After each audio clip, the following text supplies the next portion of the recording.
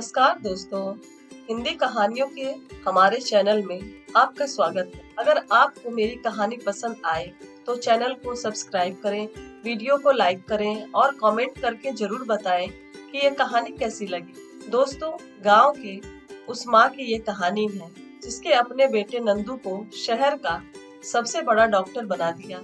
कहानी के दूसरे भाग की आज बात करते हैं।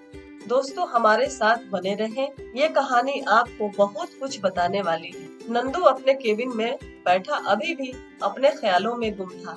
दिवाली के दिन हवेली में एक तरह के जश्न का माहौल था। शांति देवी हवेली में अपने काम में व्यस्त थी। तभी नंदू के पिता शंकर का दोस्त शांति देवी के करीब आया और शांति देवी से कहा कि नंदू का नाम स्कूल में लिखा दो। शंकर की बड़ी तमन्ना थी कि उसका बेटा पढ़ाई करे। शांति देवी खुद भी यही चाहती थी। दिवाली की छुट्टियों के बाद शांति देवी ने नंदू का नाम स्कूल में लिखवाने का फैसला किया। नंदू का असली नाम अमन कुमार था, लेकिन गांव के लोगों के लिए वो सिर्फ नंदू था। नंदू अपने असली नाम के साथ स्कूल में पढ़ने लगा। नंदू पढ़ने में इतना तेज था कि उसकी चर्चा चारों तरफ होने लगी। ये बात चौधरी विजय ठाकुर के पास पहुंच गई। नंदू की पढ़ाई की बात सुनकर चौधरी विजय ठाकुर ने आसमान सर पर उठा लिया। शांति देवी को बुलाया और उन्हें नंदू के सामने ही अपमान करना शुरू किया। चौधरी विजय ठाकुर ने कहा कि तुम लोगों की ये औकात नहीं है कि तुम पढ़ाई करो।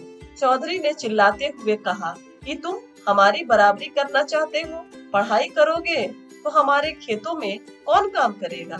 चौधरी ने चीखते हुए फैसला सुना दिया कि कल से नंदू का स्कूल जाना बंद।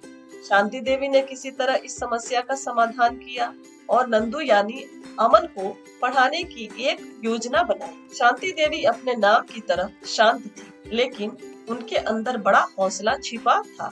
अपने सपनों को पूरा करने के लिए शांति देवी ने नंदू को अपने देवर के पास भेज दिया, ये कहकर कि नंदू शहर में जाकर कुछ काम करेगा। हवेली के लोग शांति देवी की बात सुनकर संतुष्ट हो गए। शांति देवी के देवर के बारे में लोगों को पता था कि वो शहर में ठेला पर सब्जी बेचता है। नंदू अपने चाचा के घर आकर बिल्कुल खुश नहीं था। चाचा अंकित कुमार खुद ठेला पर सब्जी बेचकर किसी तरह से अपना जीवन गुजारा करते थे। अंगूठा छाप चाचा ने नंदू के आने पर उसे भी सब्जी के ठेला पर बैठा दिया। अंकित अपने भतीजे को काफी मानता था। 2-3 महीना गुजरने के बाद अंकित ने नंदू से कहा कि तुम सुबह में मेरे साथ काम करो और स्कूल में अपनी पढ़ाई भी कर लो, लेकिन याद रहे कि पढ़ाई की बात सिर्फ हमारे बीच ही रहना चाहिए। जो भी पढ़ना है यहीं पर पढ़ लो, घर पर इसका जिक्र तक नहीं करना। अंकित ने नंदू को कहा कि चाची को गलत नहीं समझना, लेकिन पढ़ाई की बात भी उन्हें नहीं बताना। अंकित को मालूम था कि नंदू की चाची आशा इस बात को जानेगी तो गांव वालों को बता देगी और इस तरह से चौधरी विजय कुमार ठाकुर को भी पता चल जाएगा कि नंदू का शहर में पढ़ना भी दुभर हो जाएगा। योजना के अनुसार अंकित ने नंदू का दाखिला सब्जी मंडी के पास वाले स्कूल में करा दिया। नंदू अपने चाचा के साथ सब्जी के ठेला पर काम भी करता था और स्कूल की पढ़ाई भी। नंदू कई महीनों से अपने चाचा के साथ खुशी खुशी काम कर रहा था और साथ ही साथ अपना पढ़ाई भी। पढ़ने में नंदू तेज तो था ही, शहर के स्कूल में भी उसने अपना सिक्का जमा लिया। स्कूल में चूंकि उसका नाम अमन कुमार लिखा हुआ था, तो गांव से कोई शहर आता भी तो किसी को मालूम चलने का सवाल ही नहीं था कि नंदू पढ़ाई भी कर रहा है। नंदू धीरे धीरे बड़ा हो रहा था।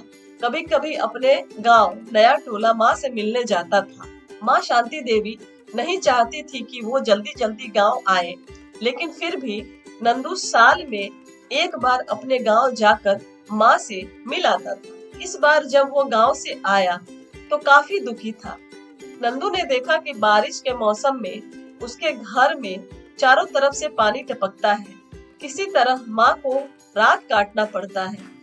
माँ के दुख को देखकर नंदू ने अपने पढ़ाई में एक तरह से जान की बाजी लगा दिया था। वो सिर्फ 4 घंटे सोता था, बाकी समय में या तो वो अपने चाचा के साथ काम करता था या फिर अपनी पढ़ाई। चाची को उसके पढ़ने की बात तब मालूम चली जब मैट्रिक के परीक्षा में नंदू शहर का तीसरा टॉपर बना। नंदू के चाचा अंकित ने किसी तरह अपनी पत्नी को समझा दिया था कि नंदू की पढ़ाई की चर्चा कहीं नहीं होनी चाहिए। नंदू के रिजल्ट को देखते हुए कॉलेज में पढ़ने के लिए उसे स्कॉलरशिप मिल गया। नंदू के चाचा अंकित काफी खुश थे। खुश इसलिए भी थे कि नंदू कुछ बन गया तो उसका जीवन भी अच्छा हो जाएगा। अंकित ने नंदू की पढ़ाई की बात सबसे छिपा लिया था। नंदू अब दिन रात मेहनत करने लगा। अब वो एक छोटे से होटल में काम करता था और बाकी समय अपनी पढ़ाई में गुजारता था। नंदू ने होटल में इसलिए काम शुरू किया कि वहाँ रहने, खाने और रात में पढ़ने का थोड़ा समय मिल जाएगा। होटल का मालिक नंदू को काफी मानता था। देखते देखते नंदू कॉलेज में पहुंच गया था। गर्मी की छुट्टियों में जब वो अपनी माँ से मिलने अपने गांव नया टोला पहुंचा तो अपना हुलिया ऐसा बना लिया था जिसे देखकर किसी को अंदाजा नहीं हो कि वो पढ़ाई कर रहा है, बल्कि लोगों को ये लगे कि वो मजदूरी करता है। नंदू अपने गांव में पूरे 5 दिन रहा और इस बीच उसने चौधरी विजय ठाकुर के खेतों में भी माँ के साथ जाकर काम किया। कोई पूछता कि शहर में क्या काम करते हो, नंदू बोल देता कि कभी रिक्शा चला लेते हैं तो कभी सब्जी बेचने का काम कर लेते हैं। गांव में रहते हुए उसे पता चला कि चौधरी विजय ठाकुर की बेटी पायल अमेरिका पढ़ने जा रही है। गर्मी की छुट्टियां अभी खत्म नहीं हुई थी, लेकिन नंदू शहर आ चुका था। एक दिन अचानक उसके मन में पायल का ख्याल गूंज गया।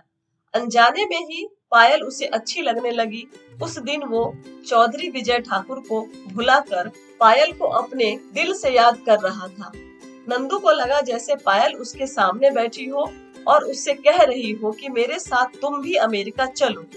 इतने में नंदू के मन में एक विचार आने लगा कि किसी तरह कॉलेज से स्कॉलरशिप मिल जाए तो उसे भी आगे की पढ़ाई का रास्ता मिल जाएगा।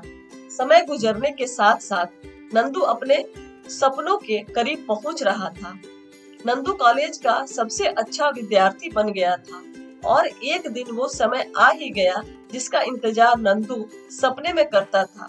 नंदू को स्कॉलरशिप मिल गया था और अब नंदू हार्ट की रिसर्च करने के लिए अमेरिका जा रहा था। इसके बाद की कहानी आपको चौंका देगी। दोस्तों, आपको कहानी पसंद आई हो तो हमारे चैनल को सब्सक्राइब करें, लाइक करें, शेयर करें और कमेंट करके हमको बताएं कि आपको ये कहानी कैसी लगी। कहानी के तीसरे भाग में फिर आपसे मिलते हैं। अगर आपने इस कहानी का पहला भाग नहीं सुना है तो उसका लिंक डिस्क्रिप्शन में है, उस पर क्लिक करें और पहले भाग को जरूर देखें। नमस्कार।